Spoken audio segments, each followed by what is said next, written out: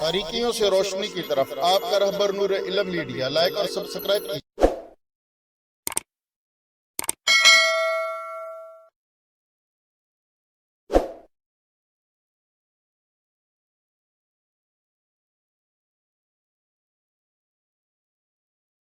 یہ وہ شخصیات ہیں کہ جن کے ساتھ اللہ کے نبی صلی اللہ علیہ وسلم بھی محبت کیا کرتے تھے،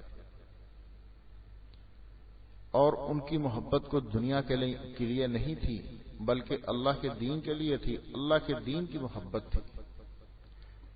ان لوگوں نے اللہ کے دین کے لیے اپنا تن من دھن سب کچھ قربان کیا، پھر اللہ پاک نے اس کے عوض میں، اس کے بدلے میں ان حضرات کے ساتھ جنتوں کے وعدے فرمائے۔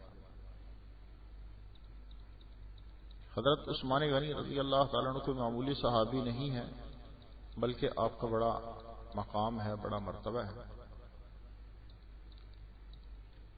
حضرت عثمان غنی رضی اللہ تعالیٰ عنہ وہ عظیم المرتبت شخصیت ہیں کہ جب نبی صلی اللہ علیہ وسلم عمرہ کی غرض سے تشریف لے جاتے ہیں تو حضرت عثمان غنی رضی اللہ تعالی عنہ کو سرکار دو عالم صلی اللہ علیہ وسلم سفیر بنا کر مکہ میں بھیجتے ہیں کہ جا کر مکہ والوں سے کہہ دیں کہ ہم جو ہے عمرہ کرنے کی غرض سے آئے ہیں، لہذا ہم لوگ جو ہیں عمرہ کر کے واپس چلے جائیں گے، آپ لوگوں سے کوئی لڑائی جھگڑا کرنے نہیں آئے۔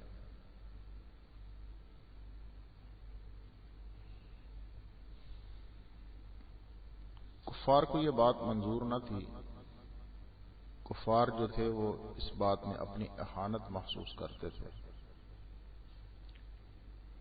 کہ یہ لوگ جن کو ہم نے اس وطن سے نکالا ہے ایسے ہی آرام اور چین کے ساتھ عمرہ کر کے واپس چلے جائیں، نہیں ہو سکتا۔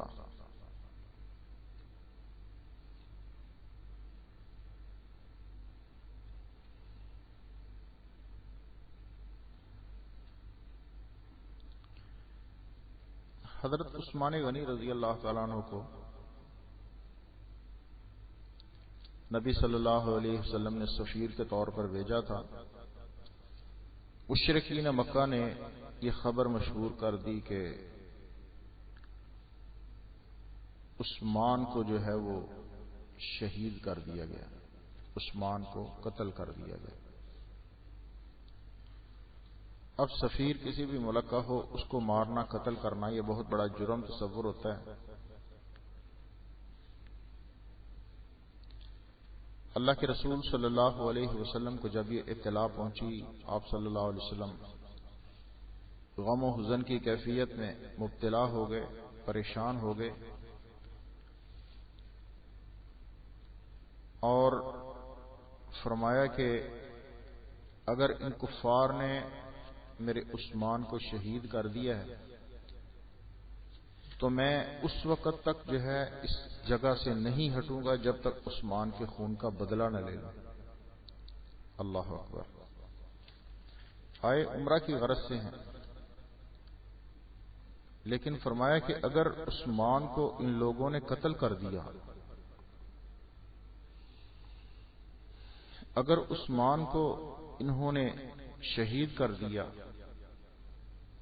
تو میں اس وقت تک اس مقام سے نہیں ہٹوں گا جب تک عثمان کے قتل کا بدلہ نہ لے لوں۔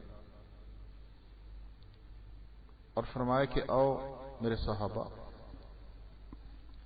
میرے ہاتھ پر عثمان کے قتل کا خون کا بدلہ لینے کی بیعت کرو۔ سبحان اللہ۔ اس وقت 1400 صحابہ تھے یا 1500 صحابہ تھے، مختلف روایات میں ذکر آتا ہے۔ خون اسلام کا، خون عثمان کا بدلہ لینے کے لیے پیغمبر صلی اللہ علیہ وسلم کے ہاتھ کے اوپر صحابہ کی جماعت جو ہے وہ بیعت کر رہی ہے۔ کہ یا رسول اللہ صلی اللہ علیہ وسلم، ہم بھی آپ کے ساتھ اس قصاص عثمان میں شریک ہیں، اور ہم بھی اس وقت تک جو ہے اس جگہ سے نہیں ہٹیں گے جب تک حضرت عثمان کے خون کا بدلہ نہ لے لیا جائے۔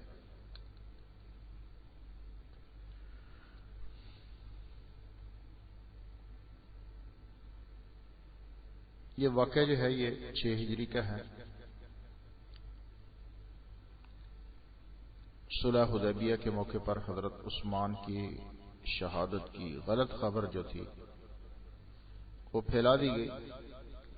1500 صحابہ کرام نے حضرت عثمان کے خون کا بدلہ لینے کے لیے اپنی جانیں قربان کرنے کی نبی صلی اللہ علیہ وسلم کے ہاتھ مبارک کے اوپر بیعت کی تھی۔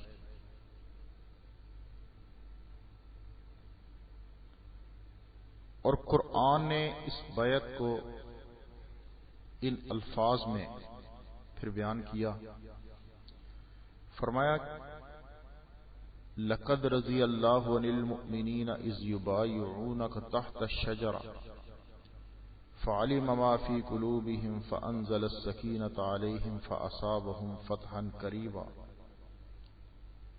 سبحان اللہ۔ فرمایا پیغمبر، جب مومنین تم سے درخت کے نیچے بیعت کر رہے تھے تو اللہ ان سے خوش ہوا، سبحان اللہ، کہ جو صدق ان کے دل میں تھا اللہ نے اس کو معلوم کر لیا اور ان پر تسلی نازل فرما دی اور انہیں جلد جو ہے وہ فتح عنایت کی، سبحان اللہ۔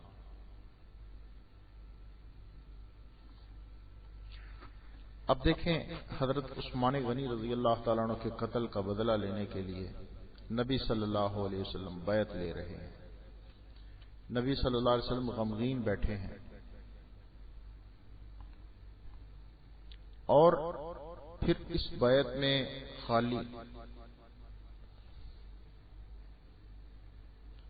نبی صلی اللہ علیہ وسلم شریک نہیں ہوئے، 1500 صحابہ بھی شریک ہوئے، حتیٰ کہ جب یہ بیعت ہو رہی تھی تو اللہ پاک نے جبرائیل علیہ السلام کے ذریعہ سے نبی صلی اللہ علیہ وسلم کو یہ پیغام بھیجا کہ اے میرے نبی، جا کر میرے پیغمبر سے کہہ دیجئے کہ یہ بیعت آپ لوگوں نے آپ کے ہاتھ پر نہیں کی بلکہ میرے ہاتھ پر کی ہے۔ ان الذین یبایعونک انما یبایعون اللہ ید اللہ فوق ایدیہم۔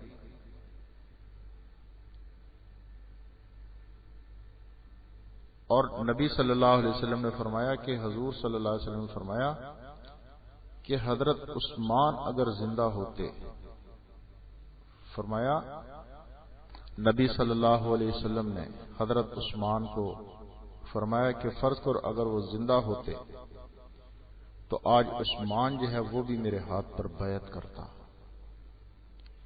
اور پھر نبی نے اپنے دائیں ہاتھ کو عثمان کا ہاتھ قرار دیا اور بائیں ہاتھ کو اپنا ہاتھ قرار دے کر خود جو ہے وہ حضرت عثمان کی طرف سے نبی نے عثمان کی بیعت کی، سبحان اللہ، تاکہ وہ اس فضیلت میں بھی شریک ہو جائیں۔ اللہ اکبر کبیرہ، کہ بایاں ہاتھ نبی کا، دایاں ہاتھ عثمان کا قرار دے کر گویا کہ پیغمبر نے اپنے ہاتھ کو عثمان کا ہاتھ قرار دیا۔ کتنی محبت تھی میرے نبی کو عثمان سے، سبحان اللہ۔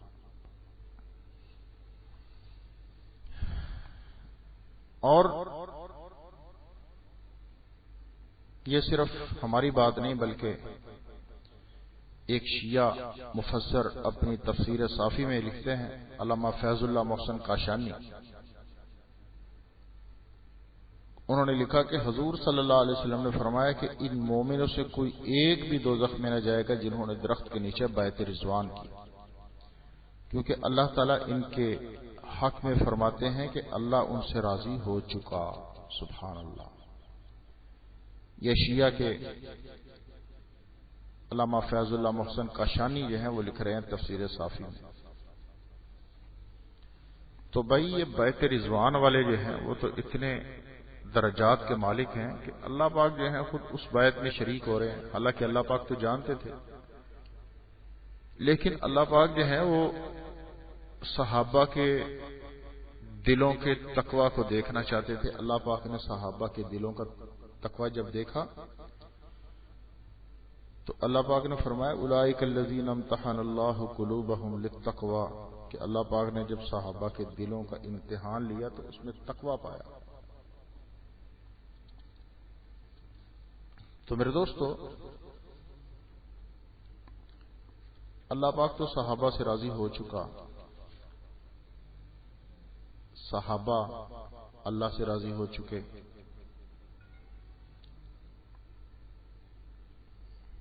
اور اللہ پاک نے صاف فرما دیا لقد رضی اللہ. لقد جو ہوتا ہے تاکید کے لیے، لام کا لقد جو ہوتا ہے، جو عربی گرامر سے مس رکھتے ہیں وہ اس بات کو بخوبی جانتے ہیں کہ لقد جو ہوتا ہے وہ تاکید کے لیے ہوتا ہے، تاکید در تاکید. لقد تحقیق، اے پیغمبر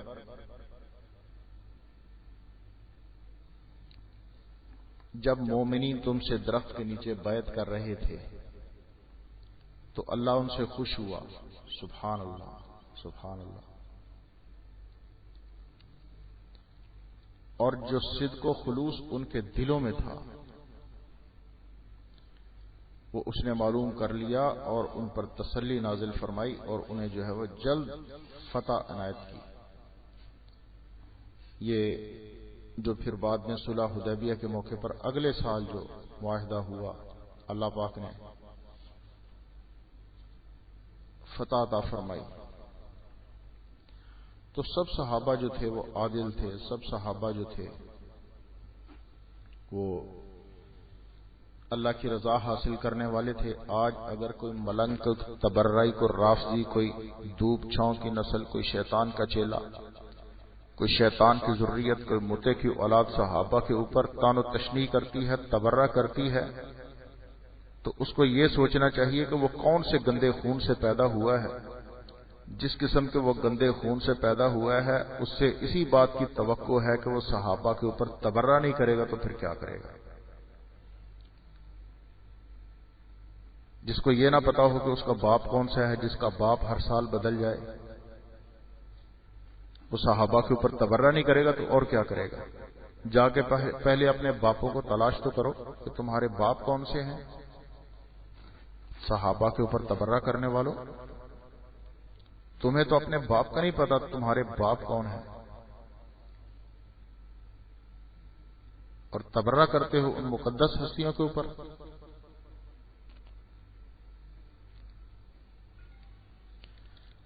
متع ہوتا ہے زنا.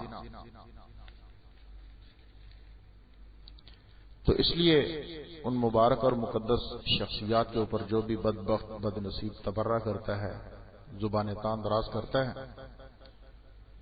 اس کو اپنے بارے میں سوچنا چاہیے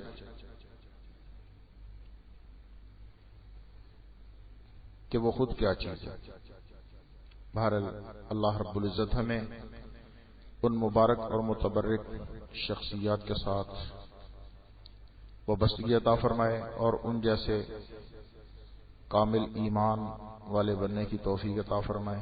اللہ پاک ہمیں صحابہ کرام رضوان اللہ تعالی علیہم اجمعین کے نقش قدم پر چلنے کی توفیق دے. جو ہمارے اعمال میں کمیاں کوتاہیاں ہیں اللہ پاک ان کو معاف کرے اور ہمیں راہ ہدایت پر استقامت عطا فرمائے. کہنے میں سننے میں جو غلطی ہوگی اللہ پاک اس کو معاف فرمائے. سبحانک اللہم و بحمدک نشہد ان لا الہ الا انت نستغفرک و نتوب الیک. سبحان ربک رب العزت عما یصفون وسلام علی المرسلین والحمد للہ رب العالمین. السلام علیکم ورحمۃ اللہ وبرکاتہ. تاریکیوں سے روشنی کی طرف آپ کا رہبر نور علم میڈیا، لائک اور سبسکرائب کیجیے.